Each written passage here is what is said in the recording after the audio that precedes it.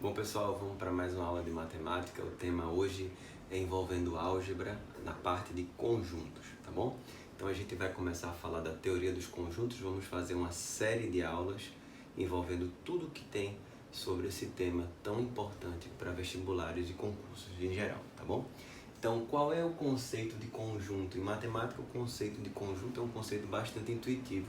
A ideia de conjunto é uma ideia de coleção, reunião de objetos que são chamados de elementos. Existem basicamente três formas de representar um conjunto. Eu coloquei três exemplos aqui para a gente ver bem. A primeira maneira é entre chaves. A gente fala que é uma representação por extensão. A segunda forma chama diagrama, representação por diagrama de Venn. A terceira é a representação por compreensão.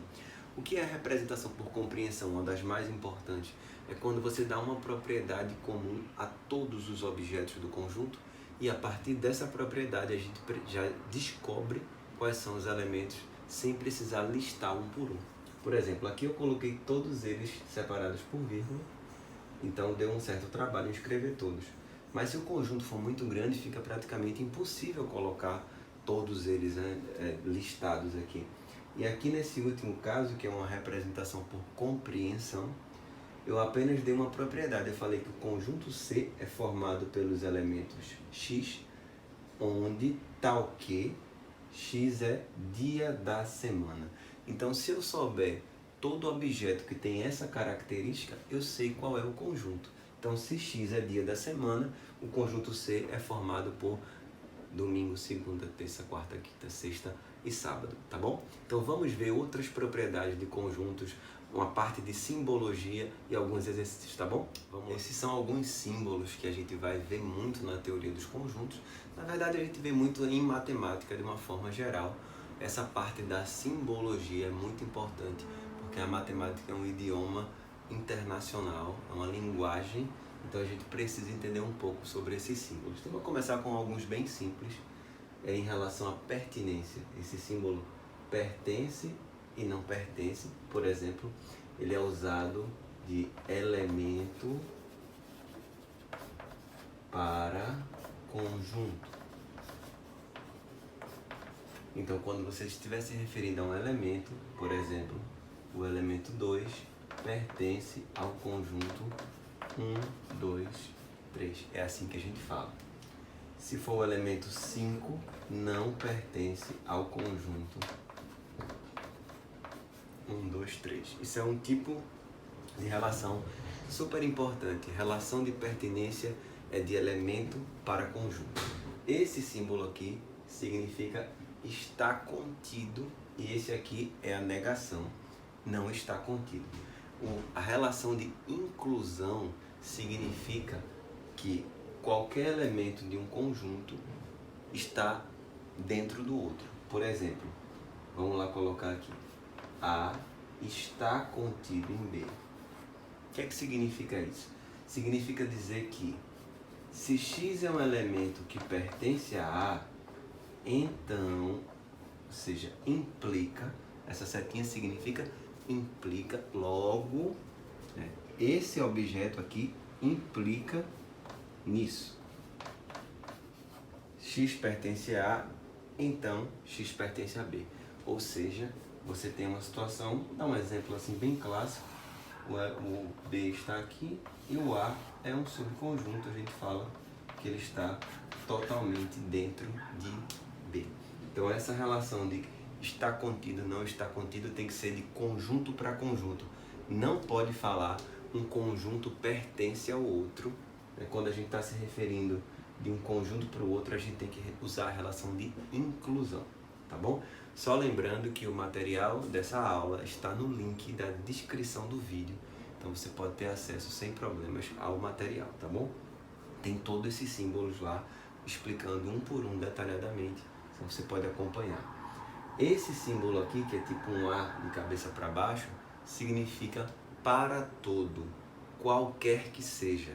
Então, para todo x real positivo, ao invés de a gente escrever para todo x por extenso, a gente coloca somente esse símbolozinho aqui. Então, para todo ou qualquer que seja.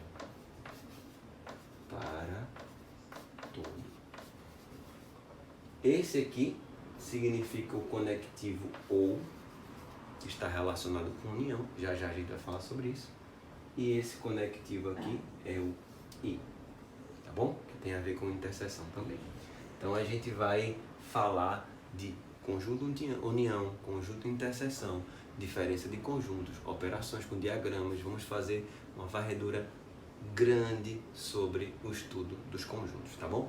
Vamos ver agora o que é o conjunto união, o que é o conjunto interseção e vamos começar a fazer alguns exercícios sobre diagramas, tá bom? Vamos lá. Vou definir alguns conjuntos super importantes no nosso estudo que vão servir como base para fazermos os problemas, provarmos algumas propriedades e entender bem esse conteúdo. O primeiro conjunto é o que a gente chama de conjunto universo, geralmente representado pela letra U de conjunto universo. O conjunto universo é o terreno maior onde a gente está trabalhando, né? É o conjunto que engloba todos os outros e aí ele é a base de tudo. Todos os conjuntos que nós estamos estudando estão contidos no conjunto universo. Ele é o conjunto, digamos, é a mãe de todos os conjuntos.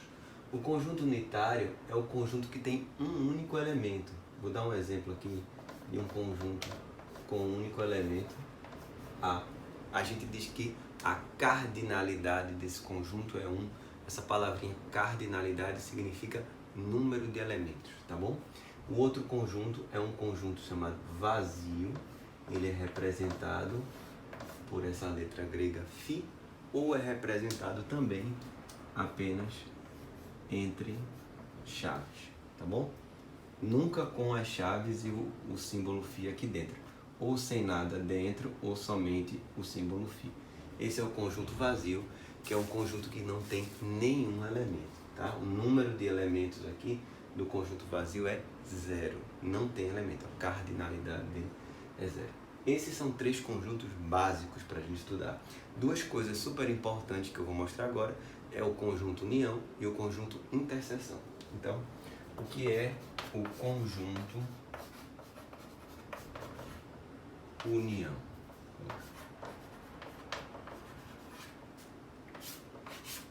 Ele é formado por isso aqui. Então a gente define assim, A união B. Matematicamente seria todo elemento X, tal que X pertence a A ou X pertence a B. Lembrando que esse símbolozinho é o OU. E o conjunto interseção,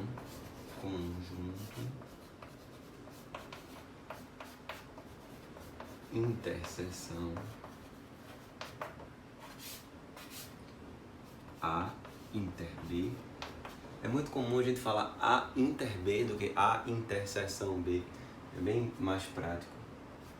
X, onde X pertence a A e X pertence a B.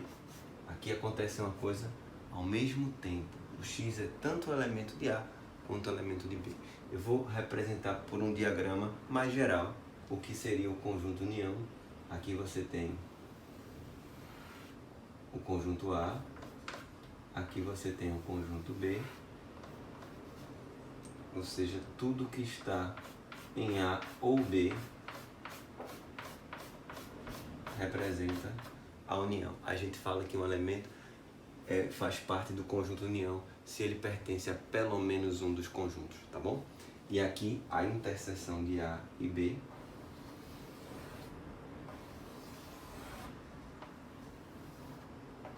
A, B. A interseção é a região aqui do meio que pertence simultaneamente aos dois. Então, essas 2 situações aqui são super importantes, tá? A gente vai começar a fazer uma série de exercícios para finalizar essa primeira aula e aí depois continuam nas aulas 2, 3, 4 e assim por diante, tá bom? Vamos para a questão que a gente vai resolver agora do material que eu já falei, que está na descrição do vídeo, tá bom? Vamos resolver alguns exercícios de conjuntos. Bom, pessoal, vamos para a primeira questão dos exercícios de conjunto da nossa lista de questões, tá bom? A primeira questão fala o seguinte: considere as seguintes afirmações sobre o conjunto, esse conjunto que vai ser o nosso universo, 0, 1, 2, 3, 4, 5, 6, 7, 8, 9, e as afirmativas sobre elementos e subconjuntos desse conjunto U, tá bom? Vamos lá. Primeiro, o conjunto vazio pertence ao U, verdadeiro ou falso? Bom, deixa eu pegar um giz aqui. Será que é verdadeiro ou falso essa afirmativa? Aqui embaixo tem dizendo que o vazio está contido em um. A primeira, ela é falsa. Então, isso aqui é falso, porque o vazio é um conjunto. Todo conjunto contém o conjunto vazio, ou então o conjunto vazio está contido em qualquer conjunto. Essa informação a gente vai demonstrar, inclusive, na nossa série de vídeos sobre conjuntos, tá bom? Mas eu não posso falar que o vazio pertence ao conjunto, eu tenho que falar que o vazio está contido no conjunto. Dizer que n de U igual a 10 significa que o número de elementos de U é igual a 10. E é verdade, de 0 a 9 tem 10 elementos. Agora, essa parte aqui está errada. Agora, aqui embaixo, o vazio está contido no universo. E o número de elementos de U verdadeiro é 10, né? Terceira afirmativa. O elemento 5 pertence ao conjunto U, beleza? Elemento para conjunto. E o conjunto 5 está contido em U, também está correto. De elemento para conjunto, pertence ou não pertence. De conjunto para conjunto, está contido, não está contido, contém, não contém. Então aqui está verdadeiro.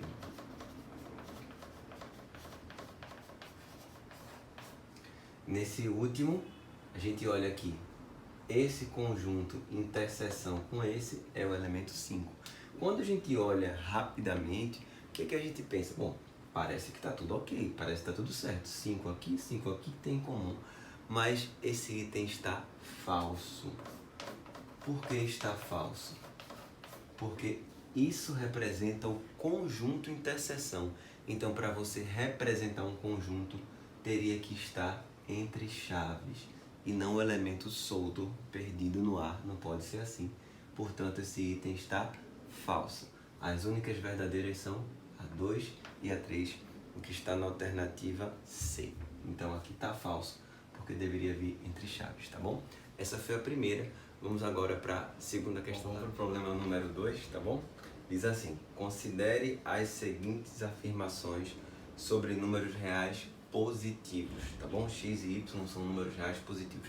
Eu coloquei todas as afirmações aqui para ficar mais prático e facilitar, tá bom? Se x é maior que 4 e y é menor do que 2, então x ao quadrado menos 2y é maior do que 12. Vamos lá. Esse conectivo aqui, o i, para que ele vai servir? Significa que as duas coisas acontecem ao mesmo tempo, diferente do conectivo ou, que significa que pode acontecer uma coisa, pode acontecer a outra, ou pode acontecer as duas, mas a gente não tem esse controle. Então aqui eu tenho certeza que uma coisa acontece e a outra também. Então vamos lá. Será que se x é maior que 4 e y é menor do que 2, eu posso concluir isso aqui? Vamos ver. Se x é maior que 4, como a expressão aqui tem x ao quadrado, eu vou elevar ao quadrado. Eu vou obter x ao quadrado maior que 16. E aqui 2y, eu vou multiplicar aqui por 2, eu fico com 2y é menor do que 4. Então, se eu tenho uma expressão que é maior que 16 e tem uma outra expressão que é menor do que 4, uma coisa maior que 16 menos uma coisa menor que 4, vamos lá, isso menos isso, vai ficar com certeza maior que 12. Porque algo maior que 16, tirando algo que é menor que 4, vai ficar um resultado maior que 12. Portanto, isso aqui é verdadeiro. Como eu posso garantir as duas coisas simultaneamente, por causa desse i, eu pude juntar as inequações. Esse fato sendo verdadeiro implica automaticamente que esse outro vai ser falso. Por quê? Por causa do conectivo ou. Eu não tenho condições de juntar essas desigualdades ao mesmo tempo, porque eu não sei se isso acontece, ou as duas coisas acontecem. Então, esses dois objetos não implicam nesse, portanto é falso, diferentemente da primeira. Bom, Nesse caso aqui do 3, diz assim: se x ao quadrado é menor que 1 e y ao quadrado é maior do que 2, lembrando que os números são reais e positivos, então x ao quadrado menos 2y é menor que 0. Vamos lá ver se isso é verdade. X ao quadrado, aqui tem x ao quadrado, eu não vou mexer. Y maior que 2, eu posso concluir que y ao quadrado maior que 2, eu posso concluir que y é maior que raiz de 2, certo? Pelo fato de o número ser positivo, não me preocupo com a parte negativa. Caso fossem números reais, positivos ou negativos, ou zero, né? Y ao quadrado maior do que 2 implicaria em y maior que raiz de 2 ou y menor que menos raiz de 2. Mas a questão fala que os números são positivos. E agora eu vou juntar essas duas coisas. Algo menor do que 1 menos alguma coisa que é maior que raiz de 2. E aqui ainda aparece o dobro. 2y. Isso aqui vai ser menor que 1 menos 2y, que é o raiz de 2, menos 2 raiz de 2. Bom, com certeza isso aqui é negativo. Então, realmente podemos afirmar esse tópico, o que torna o item verdadeiro. Portanto, vamos ver a alternativa.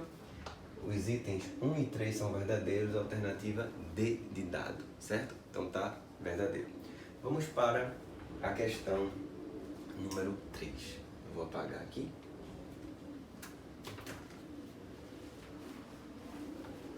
A questão número 3, onde a gente vai começar essa sessão de diagramas, fazer os problemas que envolvem diagramas. Tem muitos problemas com diagrama, de diversos níveis, diversas dificuldades, a gente vai fazer várias delas.